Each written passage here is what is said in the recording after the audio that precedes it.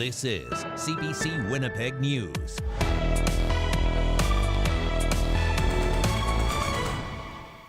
Good evening. Thank you for joining us. The homicide of an alleged gang member from India has a local Sikh organization concerned. Sukhtal Singh Gill was fatally shot last month in a normally peaceful Winnipeg neighbourhood. As CBC's Josh Crabb reports, the killing has the Punjabi community talking about curbing gang violence. Rajbir Singh is the leader of Missile Winnipeg. His group works to teach Sikh religious practices and traditions to youth, but now there's something else on his mind. There's obviously a lot of shock. There's a lot of confusion. The 23-year-old says the homicide of Sukhtal Singh Gill is a wake-up call for the organization. He says it raises questions about whether other gang members from India have a presence in the community. It's been going on for quite some time on the West Coast and in Ontario. However, this is the first time we've seen something like this in Winnipeg. Singh says some people may have been familiar with Gill, who went by the alias Sukha Dineke because his name was in the media in India. He was allegedly part of the Bambia gang. Gill was accused of arranging money for gang members in India to buy weapons and extortion. Singh says it wasn't known he was in Winnipeg until he was found dead. Gill was accused of illegally leaving India in 2017. We got to know that he's in Canada because extortion calls वगैरह आ रही थी काफी. This former senior police officer in India says that's what prompted investigators to dig into Gill's past. He was fatally shot in Winnipeg just days after Prime Minister Justin Trudeau alleged India was linked to the killing of pro-Khalistan activist Hardeep Singh Nijjar in BC. The Khalistan movement calls for an independent Sikh state in northern India. Gurpatwant Singh Panu is with the pro-Khalistan group Sikhs for Justice, which has been banned and accused of violent extremism in India. He had no knowledge of Gill until his name appeared on a most wanted list posted by India's counter-terrorism agency. I have no information whether he worked in any Khalistan campaign or whether he was involved in any violent activities. I have no idea. Singh hopes there's no more violence and wants to help keep kids here out of gangs. That kind of falls on the institutions in the Punjabi community like ourselves to kind of step forward. He hopes police can get to the bottom of the case to provide clarity for the community. Josh Crabb, CBC News, Winnipeg.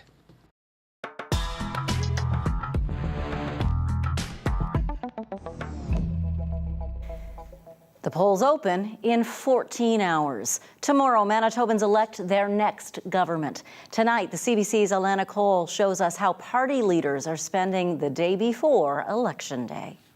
That's a very good sign. Steps away from the Grace Hospital today, Manitoba NDP leader Wab Kinew is keeping the focus on healthcare. It's our belief that this is the #1 issue in Manitoba that needs attention. The economy suffers when healthcare is not operating to the best of its ability. The crisis that we see with addictions and in our communities around safety are a function of the inability of people with addictions to get access to healthcare and mental health care. The NDP has promised to reopen 3 Winnipeg emergency rooms, starting with Victoria Hospital. Kinew says if elected, an NDP government would also work on addressing long wait times at existing emergency departments by adding beds to those hospitals. That includes 60 beds at the Health Sciences Centre, 34 beds at the Grace Hospital, 30 at St. Boniface, and 10 in Brandon. We'll take immediate action to find the nurses and other healthcare staff to operate these beds. On the final afternoon of this election campaign, Progressive Conservative leader Heather Stephenson is talking about tax cuts, improving safety, and investing in health. And she released the full cost of the party's platform. We've been making various campaign commitments and promises throughout the campaign. I'm very proud of our team of individuals, of experienced individuals who have been out helping make some of these announcements for us. It's been incredible, and today is the culmination of all of that into a document for Manitobans that is entitled Fighting for Manitobans. And I am so honored to be part of a slate with these individuals. Manitoba Liberal leader Dougal Lamont thanked his team and supporters and made a final plea to voters. We set out a platform that actually deals with the crises we're facing in the cost of living, in health, in public safety, justice, reconciliation, education, and climate. Election Day polls open at 8 o'clock tomorrow morning. Alana Cole, CBC News, Winnipeg. Elections Manitoba says just over 200,000 people have already cast their ballots. That's 23% of all eligible voters taking advantage of advance polls. Regular polls open, as you just heard, at 8 a.m. They close at 8 p.m. Bring a government-issued photo ID or 2 other pieces of identification. Most Manitoba schools will be closed to students on Election Day tomorrow for the very first time. A change to the Elections Act says all schools will have in-service days on a fixed election date. The head of the Seven Oaks School Division calls it a missed educational opportunity. Brian O'Leary says in all his years as an educator, there's never been an issue with voters disrupting classes or children disrupting the voting process. O'Leary plans to write the province after the election, asking it to remove that part of the act. You can watch our live coverage tomorrow of Manitoba Votes 2023 in many different ways, including right here on CBC television. We'll also be streaming online. Our coverage from the Manitoba Legislature begins at 7:30 p.m. The communities of Swan River and Benito are reeling after 5 people were killed in a crash near Swan River Saturday. RCMP say an SUV was traveling north on Highway 83 when it hit the ditch and rolled into a field. Police say no one was wearing seatbelts. Everyone in the car was thrown from the SUV. Swan Valley West Reeve Bill Gade says the victims were all locals, ranging in age from 25 to 42. Investigators believe speed was a factor. RCMP say this crash brings the total number of deaths on Manitoba roads this year to 89. The mild temperatures we've been seeing this fall have been having an impact on agriculture. Some meteorologists say parts of Manitoba have had one of the longest growing seasons in decades, and that's changing the way farmers are working their fields. CBC's Emily Brass explains. This is what Colin Penner's fields would usually look like this time of year, mostly bare dirt as the farm gets ready for winter. Instead, his fields look like this, rows upon rows of fresh new growth. The first frost that usually comes mid-September still hasn't arrived, and his oats have started to reseed. We really didn't mean to grow this cover crop, but we're trying to reap the benefits of a cover crop where we're sequestering carbon and we're pulling moisture out of the soil. Manitoba Agriculture says this long season could mean good yields. One of the things that can hamper some of the longer season crops is if we get an early frost. And for the most part, little pockets of frost, but nothing that was major across the province. So I think it's been just a wonderful fall for harvest this year. But for Penner, it's not so cut and dry. I am looking for a frost, yes. It would be nice to get rid of some of this mess here. Might slow down the lawn mowing. The longer growing season affects different crops differently. If you're growing corn, the extra long growing season could be a good thing. If you're growing oats, well, those extra days of growth could mean extra work for the farmer. The problem with it greening up is in the springtime and when we want to come plant, and we're hoping to put soybeans out here. To plant that, it's going to be thick mat. If the frost doesn't come soon, Penner will have to head back out into the fields to till the plants under or spray them with chemicals. But he's not complaining. The plants are helping the soil and the weather's good for farming. You have to look at the positives with the negatives, and I think I would rather have a nice warm October than a miserable, cold, snowy one. Even if it means more work. Emily Brass, CBC News, Elm Creek, Manitoba.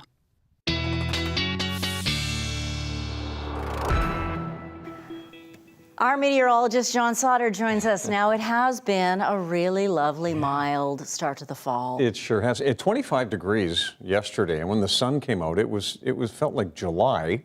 you know, if you're sort of out of the wind, that sort of thing. But I was talking about this last week, Janet, the change that's on the way, and it certainly is, and I'll go through that change with you right now. Let's start with the current conditions. Not as warm as yesterday. We did get to 18 earlier. A little bit of light drizzle over at the airport late this afternoon. It dropped our temperature a little bit. The other thing that is quite significant here is yesterday, dew points. So the humidity level way up there, upper teens, even 20-degree dew points to the south of us near the international border. We typically see that in July. Right now, the dew point's at 15, so relative humidity at 94% because these two numbers are very close together. Now, we do have a lot of cloud around our region, some of it not even showing up on satellite. It's just really a thick layer of cloud. What I'm watching, though, is this system to the southwest, which is going to move up through Montana, North Dakota, and into southern Manitoba and look just like this in the morning. Not just showers, but some storm activity. Best chance to see thunderstorms in the Red River Valley will be the early part of the day because as the low moves north, we're still on the warm side of it. All these people back to the west, Verdon, Brandon, you'll be out voting in weather that's much, much cooler tomorrow. The low will continue to track to the north, and we'll see more showers early Wednesday, followed by, I think, just a cloudy afternoon with some scattered showers, and then another low moves our way on Thursday and brings another batch of rain. All of this while temperatures are getting cooler and cooler and cooler through the week. Next 48 hours look like this for rainfall amounts, and then the 48 hours or the 24 hours after that, we're looking at 20 millimeters around Kenora. Right now, the projections around Winnipeg are a little on the light side, and any of these can be blown out of the water just with thunderstorms, can drop a local amount of rain that is very heavy. Next 24 hours, Barons River, Island Lake picking up most of the rain in the north, and that will continue for the following 24 hours in the north. A lot of this just moving off to the northeast, but still some showers and some accumulating rain across the rest of northern Manitoba. Temperatures are the other part of the story here. By the time we get to Thursday, we are in an upper trough as opposed to a ridge, which we will see out to the west. But the good news is late in the weekend, that starts to work its way east once again. So tonight in Winnipeg, just overcast, 14, 15 degrees in the morning, showers, risk of a storm, and a windy afternoon, getting back to 21 degrees, but scattered showers and south winds around 30 to 50. Some accumulating rain up into the north, Norway House, 5 to 10 millimeters, 10 to 20 in Island Lake. We've got that 10 to 20 around Brandon and Dauphin tomorrow. Risk of storms in the morning hours. And for the rest of us, a morning storm followed by just clouds and some showers on into the afternoon. But as we work our way east, notice how much warmer it is. Even a 27-degree high tomorrow in Fort Frances, 24 in Kenora. So I'll have your 7-day forecast and an election day forecast for you shortly. Looking forward to it. Thank you, John. Thanks. Hundreds of people gathered at the Forks Saturday morning to commemorate the National Day for Truth and Reconciliation. A sea of people marched through downtown on a healing walk before an afternoon powwow. The day, also known as Orange Shirt Day, recognizes the damage done by residential schools. Here's what some Winnipeggers had to say. We're here because I feel that visibility is important. I think that every child does matter, and in order to be able to move forward with truth and reconciliation and healing our country, we need to be able to acknowledge what has happened in the past, heal from it, and be able to move forward with open hearts and lots of love for each other. I think it's important for us to be here just because we need to move forward with an open mind if we want to heal from our this trauma that has been caused in the past, and we need to not just get over it. We need to recognize what happened, and we have to move forward with an open mind. Well, we're here to really send a message that truth and reconciliation is an ongoing process. We're here on this special day to obviously mark the efforts toward truth and reconciliation, but also to point out that the job is not done, that there's lots more work to do. There were many calls from the Truth and Reconciliation Commission, and many of those calls have not been answered by many levels of government, and we're here today to commemorate the missing, murdered Indigenous women, girls, and Two-Spirited people, but also to call for action.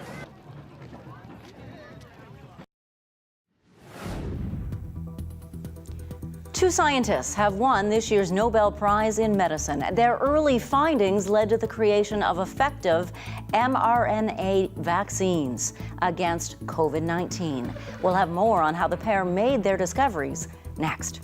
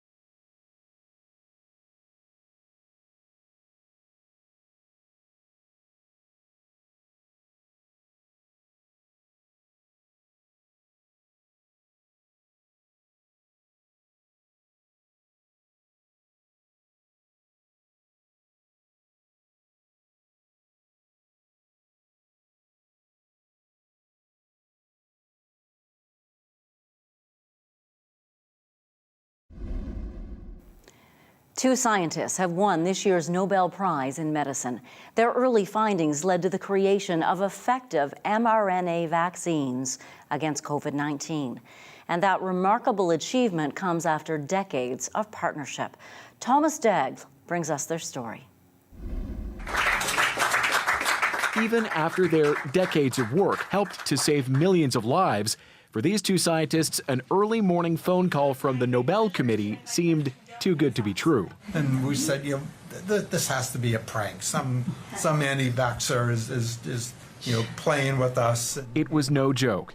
long before COVID-19 prompted urgent demand for messenger RNA vaccines, Katalin Kariko and Drew Weissman knew the technology showed promise.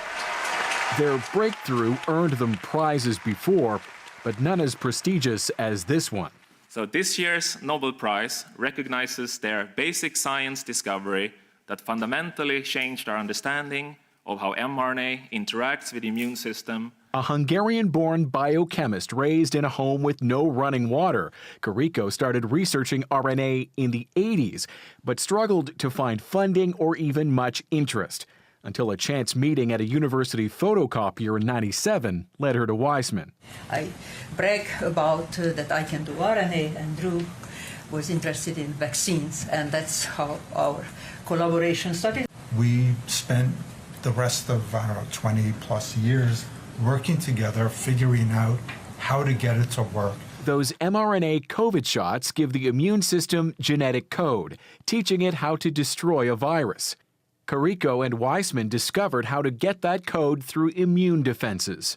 You can't have a better example of how something became useful for the whole world. The Nobel Committee credits the breakthrough for blunting the pandemic, and experts suspect the feat can be repeated to fight allergies or even cancer. I hope that these technologies and the recognition by the Nobel Committee of these technologies is going to, for the public, make it apparent how incredible these technologies are. They made a molecular-sized discovery with a massive impact, poised to save lives for generations. Thomas Daigle, CBC News, Toronto.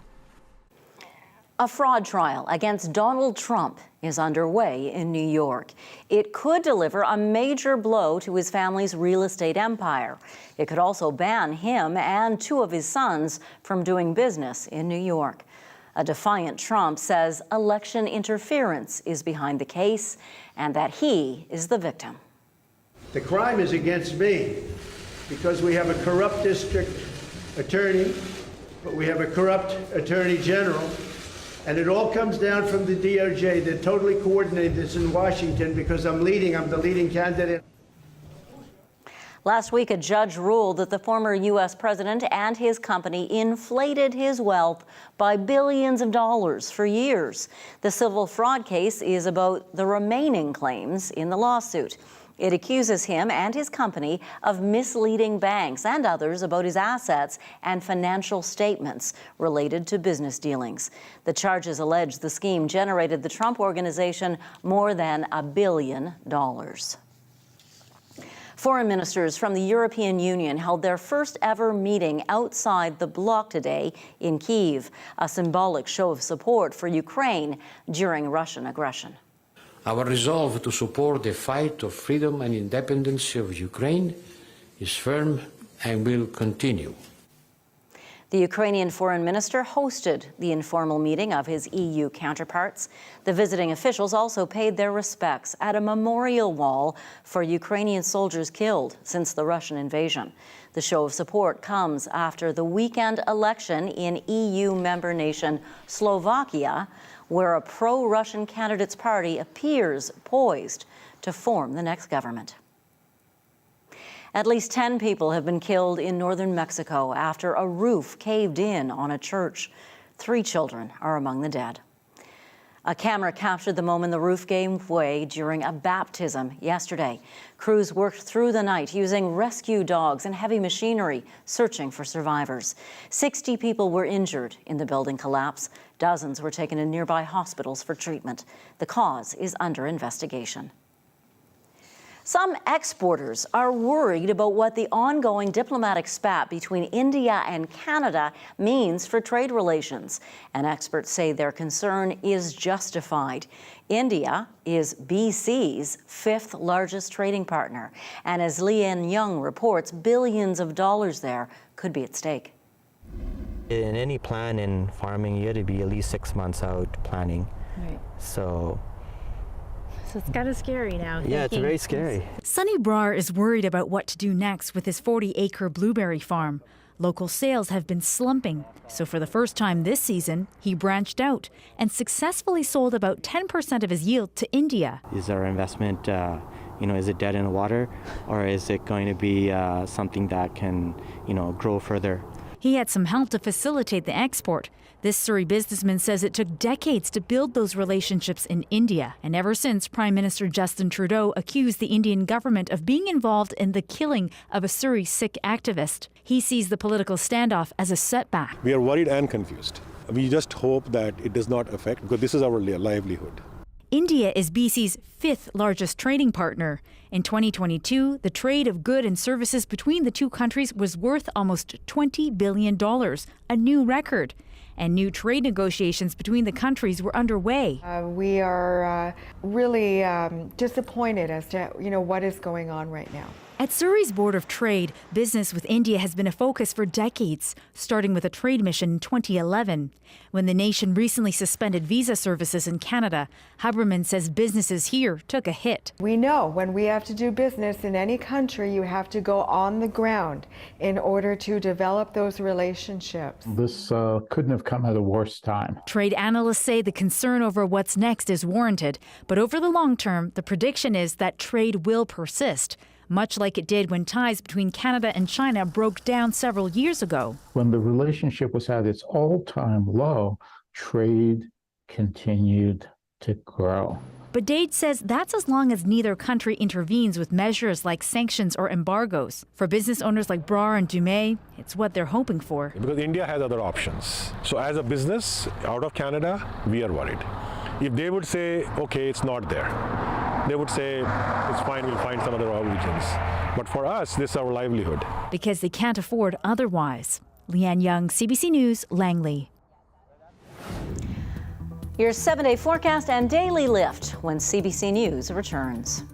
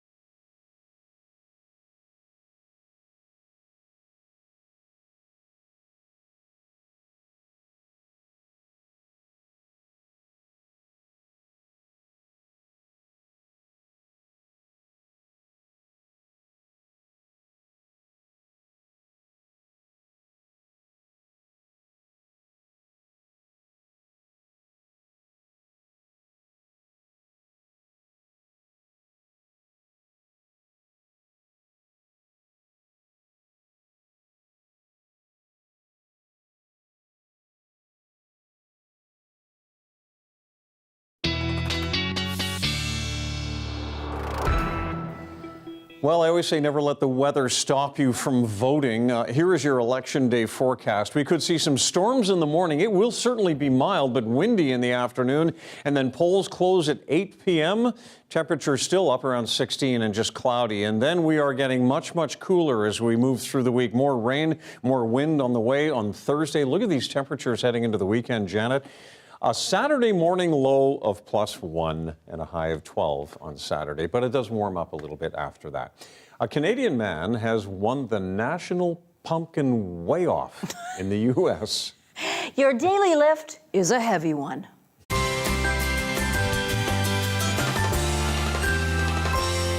I was the biggest, and 58 other pumpkin growers tried, but they didn't succeed. Meet Big Mama, that's the name of the pumpkin, tipping the scales at about 1,000 kilos or 2,200 pounds. David Chan of Richmond, BC has been growing these gigantic gourds for decades. His pumpkins have crushed the competition at several weigh-offs over the years, and you can see how.